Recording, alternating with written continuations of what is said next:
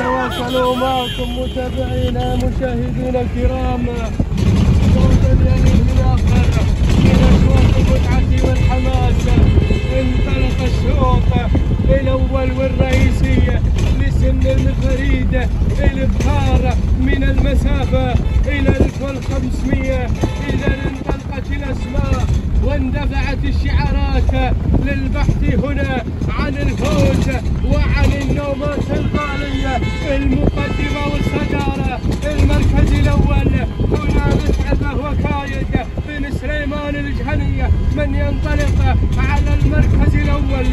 المركز الثاني الوصول من متعبة وكايد بن سليمان الجهنية على ثاني التحديات.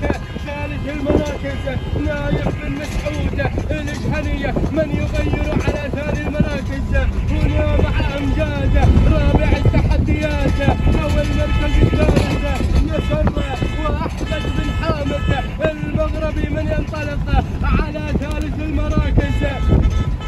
ولكن نعود إلى المقدمة الأولى إلى الصدارة الأولى هنا مع أمجاد ونايف بن مسعود الجهنية. ولكن مسرة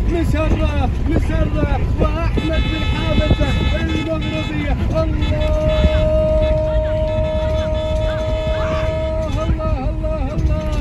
ياهو شوط كبير ياهي اسماء كبيرة. ولكن مسرة بالعصا في الابطال وامجاد حركت وجاته.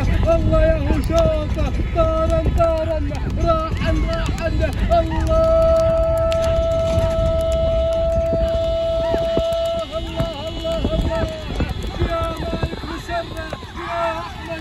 يا بن حامد يا المغربية على هذا الأداء الرائع والأداء المميز في أول أشواط.